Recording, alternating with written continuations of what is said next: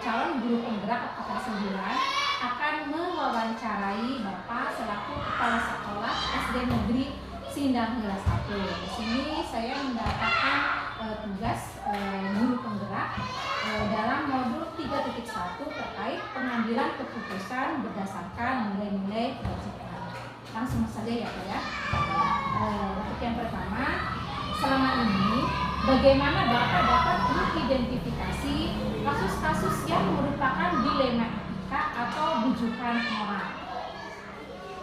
Untuk menangani dan mengidentifikasi kasus yang ada, pertama yang saya lakukan adalah mencari informasi kebenaran baik secara aktual maupun secara nyata. Kemudian yang kedua adalah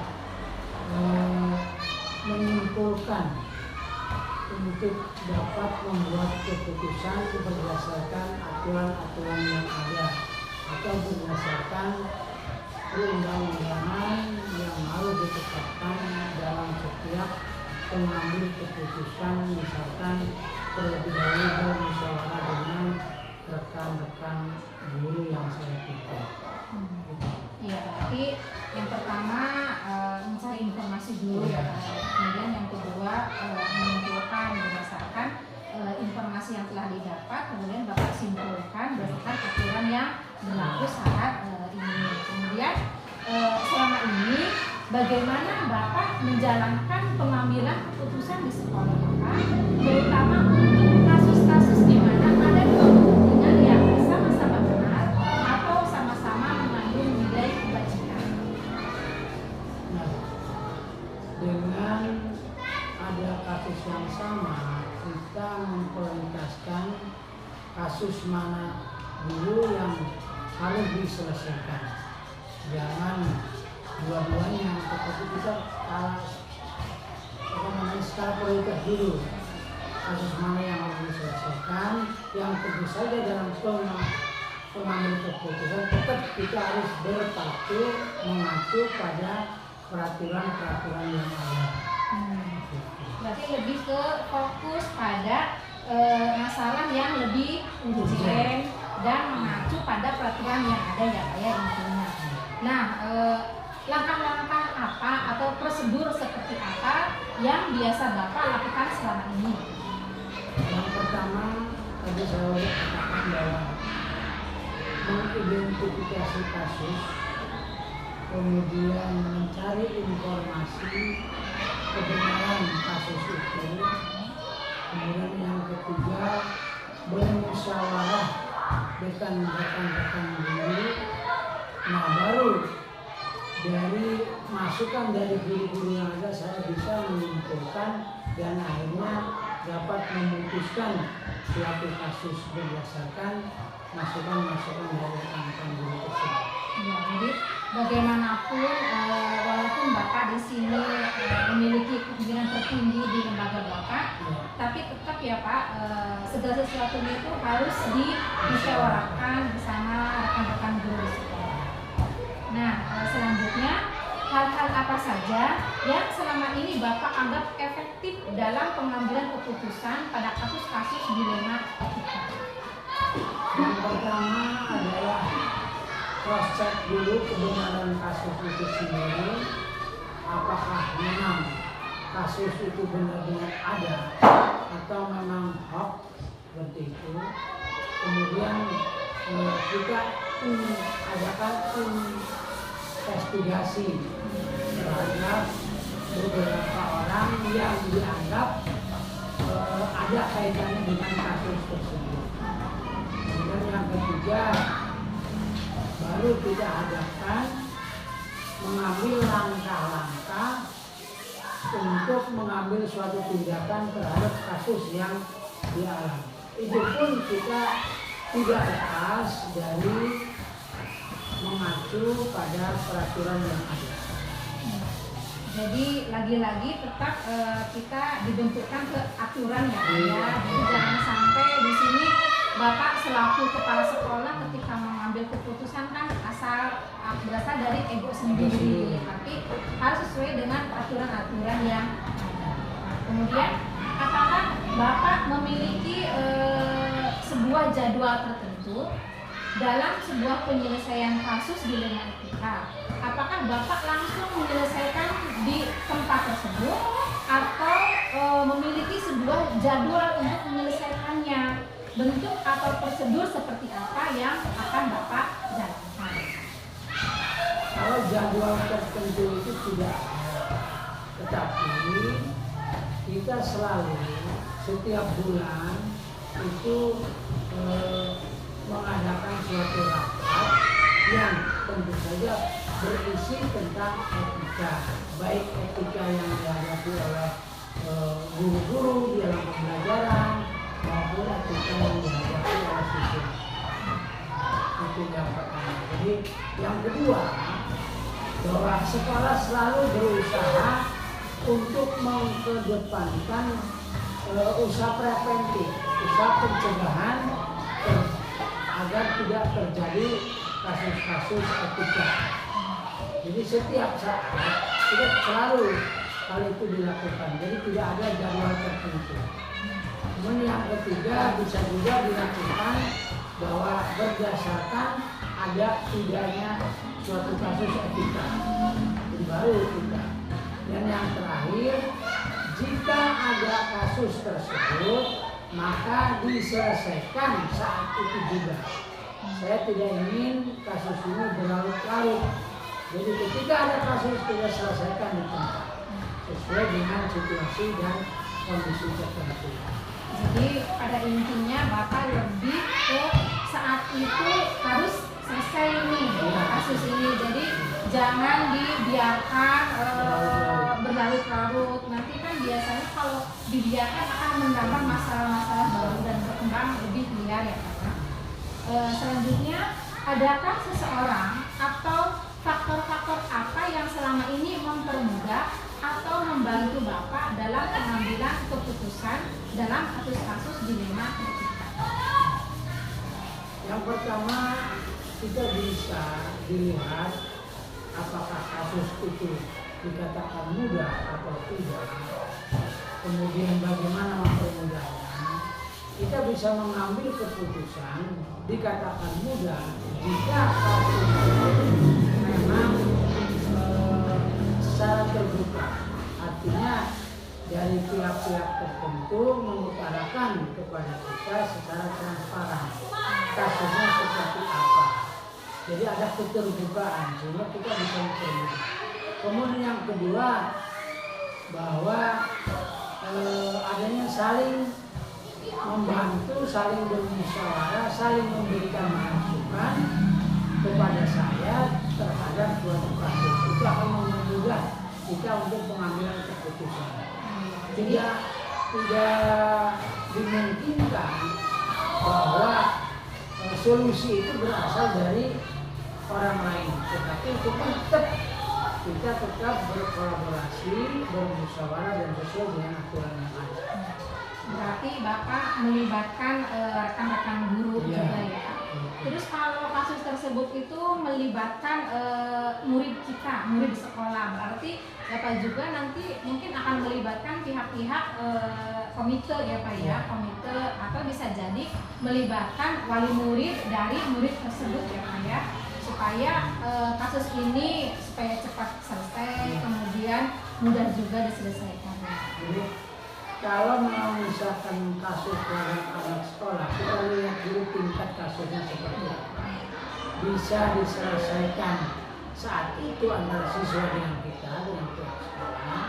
Nah kalau memang misalkan kasusnya itu mengundang keterlibatan wali murid, keterlibatan komite, kenapa tidak kita libatkan? Tetapi yang penting keterlibatan wali murid dan keterlibatan komite tergantung dari besar atau besar kecilnya suatu kasus itu. Nah, dari semua hal yang telah Bapak sampaikan tadi, pembelajaran apa yang dapat Bapak petik dari pengalaman Bapak mengambil keputusan dilema etika? Yang pertama adalah bahwa pelajaran yang kita ambil yang jelas kita mengedepankan adalah menjunjung tinggi nilai-nilai etika, karena memang nilai etika menurut saya itu sangat tinggi sekali nilainya, sehingga pengalaman yang pada kita memiliki etika. Kemudian yang kedua, nilai-nilai musyawarah. Jadi kita dalam memutuskan suatu keputusan itu hendaknya dilakukan secara musyawarah, bukan berdasarkan ego, bukan berdasarkan kepemimpinan. Kemudian yang ketiga, bahwa kebersamaan di setiap organisasi, apakah itu di sekolah atau dimanapun, itu sangat menentukan keberhasilan suatu organisasi. Kalau kita tidak bekerja sama, kemudian tidak saling keterbukaan sesama kita, mana mungkin kita bisa mencapai tujuan sekolah itu sendiri sesuai dengan visi dan misi sekolah. Mungkin kalau boleh saya simpulkan dari diskusi kita atau wawancara kali ini, di setiap lembaga atau di sini di SD Negeri Sindang 1 pasti ada kasus yang di dalamnya itu penuh dengan dilema etika ya Pak. Jadi dimana kan dilema etika itu kan butuh penanganan yang serius supaya ke kitanya enak, kemudian ke yang bersangkutannya juga enak. Kemudian di sini ketika Bapak mengambil suatu keputusan, itu kan Bapak selalu mengedepankan melibatkan orang-orang sekitar. Di sini kan rekan-rekan guru ya Pak ya. Guru di mana diajak untuk bermusyawarah, kemudian Bapak juga di sini ada keterbukaan di antara guru-guru supaya apa? Supaya tujuan sekolah kita itu betul-betul tercapai. Terima kasih Pak atas waktunya. Sekali lagi saya mengucapkan banyak-banyak terima kasih atas kesempatan yang diberikan kepada saya, dan mohon maaf apabila saya terlalu banyak memberikan pertanyaan. Ini juga menjadi pelajaran bagi saya. Saya tidak tahu ya kedepannya saya ini mungkin akan profesi saya guru ataukah menjadi seperti Bapak, di mana saya juga harus mengambil sebuah keputusan untuk lembaga yang saya pilih.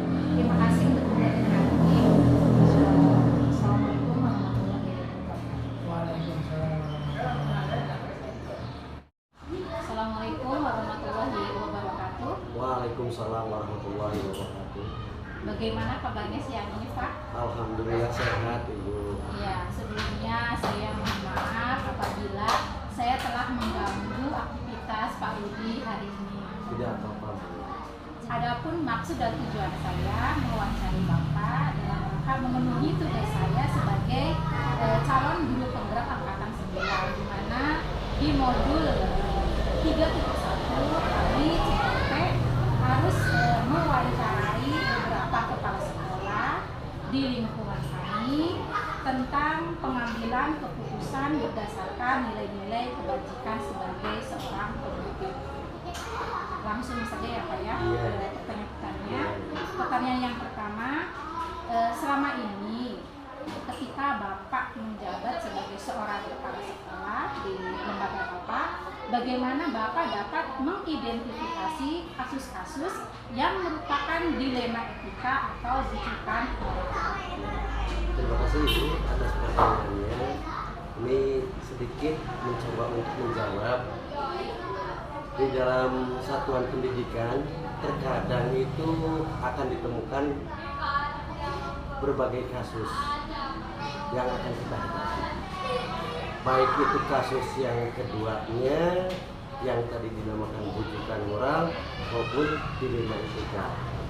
Nah, sebagai seorang pemimpin, kedua kasus tersebut harus dapat diidentifikasi dengan benar dan cermat agar tidak ada kesalahan dalam pengambilan suatu keputusan.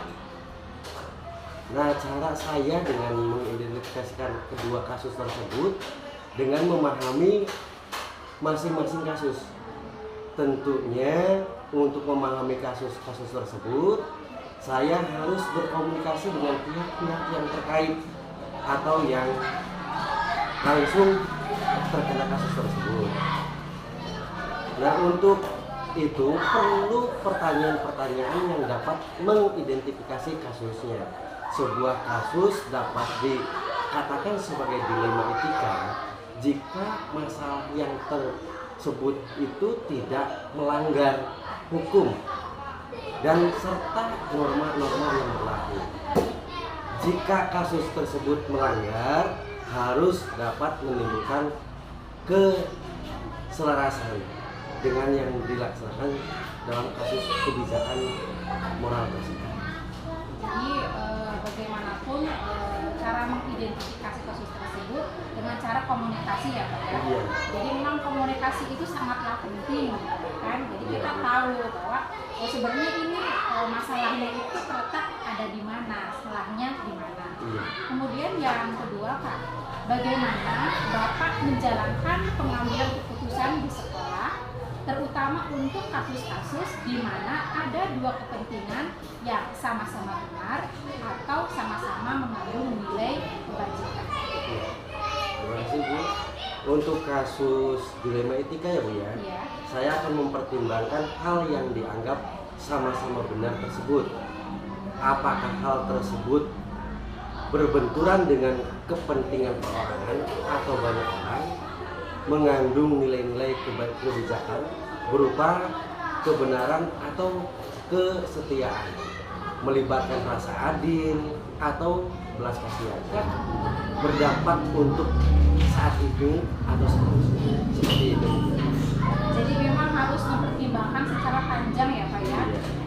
Terlebih kalau dampaknya kan, kalau Bapak sebagai seorang kepala sekolah kita kan melihat apa sih ini tuh harus jangka panjang, bukan hanya jangka pendek. Jadi kita harus mempertimbangkan terlebih dahulu ya Pak. Nah, yang berikutnya kira-kira langkah-langkah apa atau prosedur seperti apa yang biasa Bapak lakukan selama ini? Nah, langkah-langkah yang saya lakukan ini, yang pertama kita tentunya dengan menghakimi sendiri. Nah, harus menginventarisir informasi yang masuk. Setelah diinventarisir, terus kita terjun langsung ke dalam kasus tersebut. Apa yang terjadi? Siapa saja yang terlibat? Ini harus kita ketahui terlebih dahulu. Benar atau tidak yang terjadi itu? Apakah hanya sekedar isu atau benar-benar terjadi? Nah, setelah ini semua terinventarisir, tentunya kita ini tidak bisa memutuskan sendiri, harus bermusyawarah atau berdiskusi dengan pihak-pihak yang terkait atau stakeholder yang ada di sekolah ini. Itu mungkin Bu, untuk langkah-langkah yang biasa saya ambil. Jadi bagaimanapun Bapak sebagai seorang kepala sekolah itu tidak bisa menginginkan sendiri ya Pak. Iya. Jadi harus ada kolaborasi dengan guru-guru sekolah Bapak, terlebih dengan orang yang terkena kasus ini atau masalah ini. Jadi tidak langsung menghakimi. Nah, kemudian apa saja yang selama ini Bapak anggap efektif dalam pengambilan keputusan pada kasus-kasus dilema etika? Nah, untuk hal-hal yang paling efektif yang saya lakukan ini biasanya ini dilakukan dengan cara, yaitu pokok permasalahannya apa. Nah, setelah ketemu pokok permasalahan, terus dengan cara berpikir yang objektif, ini tentunya semua masalah bisa diselesaikan. Tapi kalau seandainya kita selalu terbawa oleh suasana dan yang lain, tidak berpikir dengan baik, ini tidak bisa diselesaikan masalah tersebut. Nah, tentunya pokok permasalahannya itu yang paling efektif. Jadi mencari tahu pokok permasalahannya Iya. ya. Jadi biang pemicunya itu apa? Karena nanti kan yang kita dapat menyelesaikan atau solusi itu kan dilihat dari pokok permasalahan Iya. seperti apa. Nah, setelah pokok permasalahan ketemu, solusi pasti ada. Iya. Dua tertentu di dalam menyelesaikan kasus tersebut. Apakah langsung diselesaikan pada saat itu juga atau diselesaikan lain kali? Nah, kira-kira prosedurnya itu seperti apa? Nah, untuk masalah penjadwalannya, Bu, Iya. menyelesaikan sebuah kasus itu tidak, dalam instansi saya ini tidak menentukan sebuah jadwal. tidak per bulan atau per minggu. Karena apa? Karena kasus itu tidak muncul setiap bulan atau tidak bisa kita jadwalkan kasusnya. Nah, kasus itu muncul baru kita selesaikan. Jadi tidak ada penjadwalan khusus untuk menyelesaikan kasus. Tetapi kalau seandainya ada kasus, jangan ditunda-tunda, Bu. Langsung kita kejar apa pokok masalahnya, kita selesaikan hari itu juga. Dengan tentunya pertimbangan-pertimbangan yang ada. Jangan memikirkan atau menghakimi sendiri. Berkomunikasi dengan stakeholder. Berarti pada intinya ketika ada sebuah masalah langsung diselesaikan. Iya. Jangan sampai berlarut-larut, apalagi nanti kan ada masalah baru lagi tertimbun lagi. Jadi Iya. langsung diselesaikan ya Pak ya. Nah, kira-kira adakah seseorang atau faktor-faktor yang selama ini mempermudah atau membantu Bapak di dalam mengambil keputusan dalam kasus dilema anak?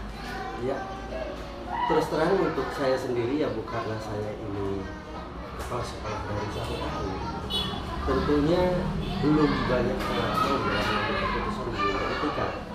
Nah, untuk masalah orang yang tadi untuk berbagi pengalaman masalah kasus ini, saya juga ada, yaitu guru senior saya. Ini selalu berkomunikasi di dalam menyelesaikan sebuah kasus, baik itu prosedurnya, langkah-langkahnya dan sebagainya ada itu. Jadi saya selalu berkomunikasi dengan Ya, beliau. jadi melibatkan guru senior. Iya.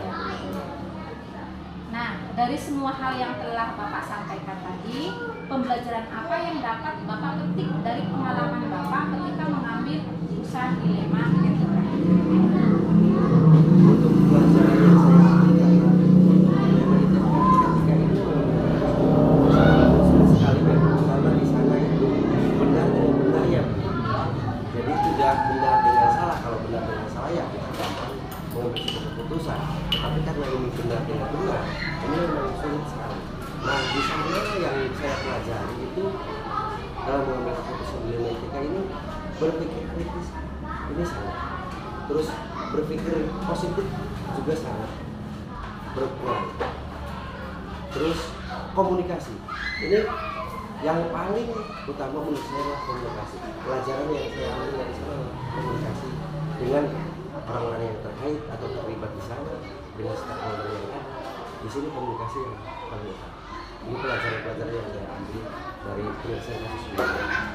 Jadi bisa disimpulkan dari semua itu kan kita harus senantiasa berpikir kritis, berpikir positif, dan lagi-lagi komunikasi. Mungkin itu saja Pak pertanyaan dari saya. Terima kasih atas waktu dan jawabannya. Semoga ini juga menjadi pembelajaran saya untuk kedepannya. Barangkali saya juga akan menjajaki seperti Bapak. Amin, amin. Ya, terima kasih Bapak atas Ya, waktunya. sama-sama. Assalamualaikum warahmatullahi wabarakatuh.